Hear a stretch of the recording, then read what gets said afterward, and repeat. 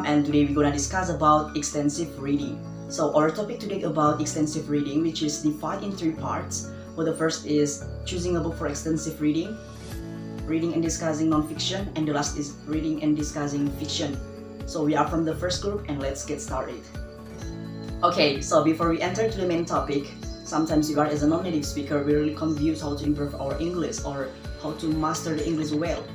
We are still lacking of vocabulary, grammar, reading skill, writing skill, and etc. So there are one method or an effective way that can be used, that is extensive reading.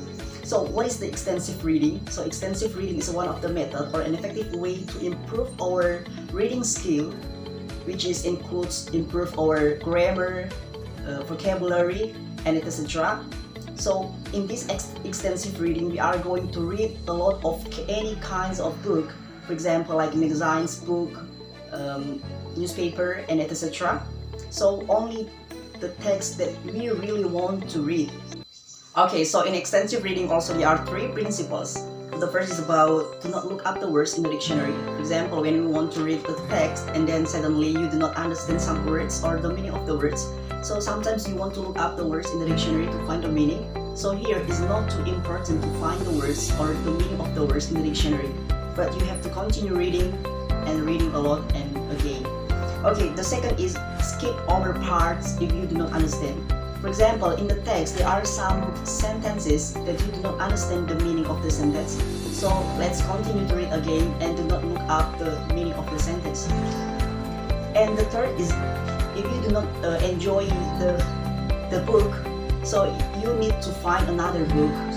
So there are some purpose of reading extensive. First is to improve or increase the students' confidence, the students' motivation, the students' reading fluency, and also in reading extensive also improve our vocabulary, grammar, reading skill, and etc. Okay friends, I want to continue. Our material is about reading and discussing non-fiction. As we know that non-fiction refers to literature based in fact, which is the author writes about actual persons, place, and events or report facts. Reading non-fiction means enjoying the reality. Non-fiction has its own flavor. It's like having a conversation with the writer. It enables one to think outside the box and to create our ideas. And about reading can increase our vocabulary, become more proficient. Okay, there are some benefits of reading non-fiction. For the first is one understand the reality after reading non-fiction. While fiction sometimes takes you down imaginative work, non-fiction unfolds the reality. You get to know real people and their lives. Second, non-fiction enlightens one with a specific idea of subjectively. It also gives knowledge in a specific subject, which helps in learning new things. The third, it provides you with facts. It gives the true picture of the surroundings. Next, non-fiction helps in making readers practical. People tend to think practically using facts and hence become subjective. Next, non-fiction expands the reader's horizon. It makes one smarter to understand the real concept. Next, reading non-fiction helps in discussion, debates. Reading non-fiction, last but not the last, reading non-fiction makes you feel like more of a student who is ready to learn and understand the reality and know the subject. Okay friends, there are the ways how to read non-fiction books. 1. Gather the essential. Because of what book you read, it is important to get into the right mood. 2. Scan through the book, read the content section, the preface and author's note. 3. Write up an outline based on the table of contents. Most non-fiction books can be condensed using the table of contents. 4. Put the information in historical context.